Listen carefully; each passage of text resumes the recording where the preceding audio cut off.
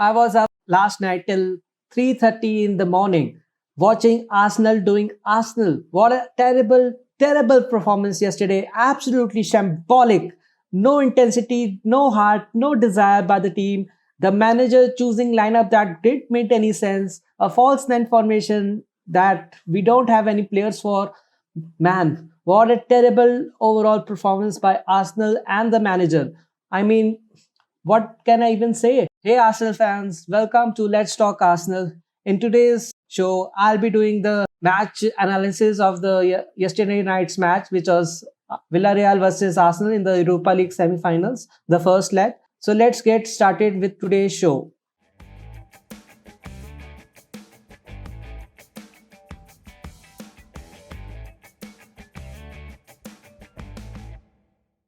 Man, where do I even start? Let's talk about the formation first.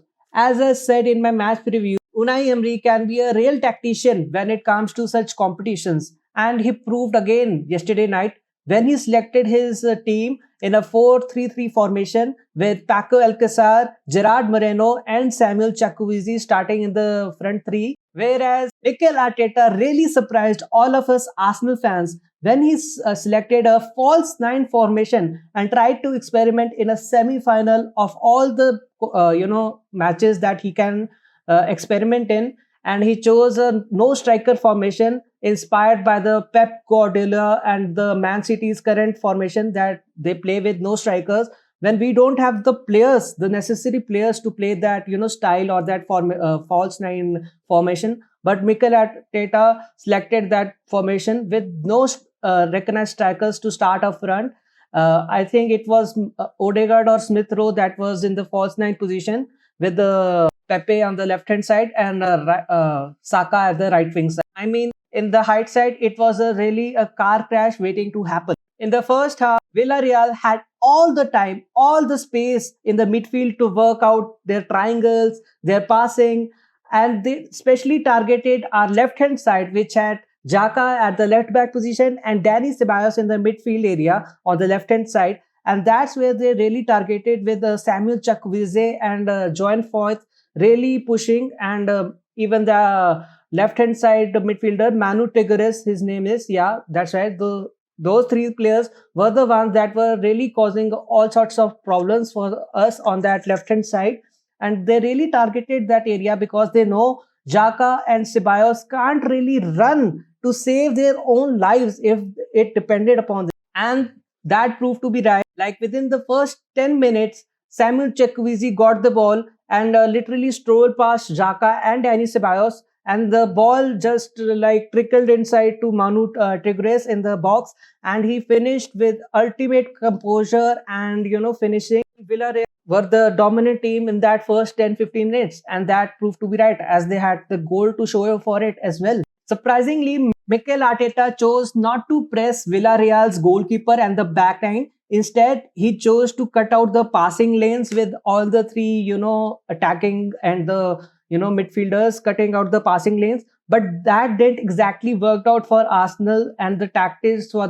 this game, as Villarreal were comfortably getting out of those passing lanes by pushing long balls and getting out, and then targeting our left hand side. So that tactic didn't really work as to cut out the passing lanes, and didn't really press the defense and the goalkeeper of Villarreal. Later, around the 30th minute, Villarreal got a corner. Danny Parejo swung in the corner, and a Villarreal player in the box got a head to it, passed it to Raul Albiol at the back post, where he comfortably finished the chance, and that made Villarreal the superior team in the first half, where they led 2-0. That really just made all the sense, as Villarreal were the team that were had the more chance. They created more chances. They were the more threatening team. They pressed up front to really pressed us well in the first half. Before the second half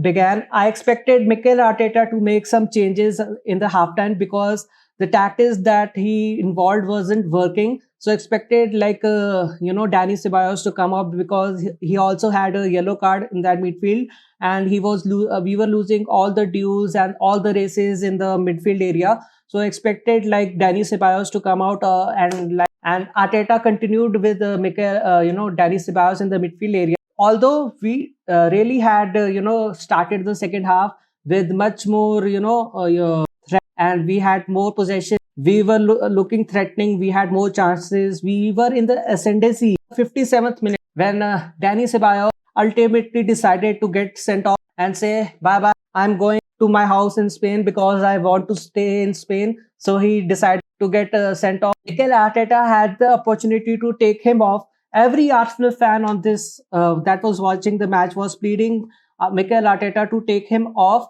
because he was like on the borderline, and that's what exactly happened. The next tackle that Danny Ceballos made, he was sent off, and this proved Arteta's inexperience and the game management, that he's still lacking on making the right substitutes at the right time, and that proved to be right in this match. Key moments that made me like, is Mikel Arteta still the right manager? I don't know any. Before we equalized, Bernd Leno made an excellent save to deny Gerard Moreno from scoring. He was literally one on one with Leno, and Leno made an excellent save. I mean, Bernd Leno was like my man of the match for Arsenal this match. He was really good yesterday, and he really proved that he was back in confidence, and he was saved a very crucial goal for that will prove the creep to the second leg as well. So it wasn't until the 73rd minute when Saka was ultimately brought down in the Villarreal box by the Villarreal player. I think it was Manu Tigres who scored the first goal for Villarreal. He brought Saka down. I mean, it wasn't a penalty in my opinion. It was like a 70% no, 30% yes. Being a biased Arsenal fan, I was like, yeah, we got a penalty, and Nicolas Pepe stepped up, scored the penalty, and we got that very crucial away goal that we needed. Few minutes later, Anthony Capu, the Villarreal midfielder, defensive midfielder, got sent off with the second yellow card when he did a rough tackle on Bukayo Saka. So that made the each team on the 10-10 equal terms. And after that, the rest of the match was really tight, with Villarreal being the team that was really and getting more chances. But Arsenal did have a chance at the end of the match when Aubameyang had the opportunity to make the draw us level with Villarreal and make it 2-2. But the chance was extremely difficult.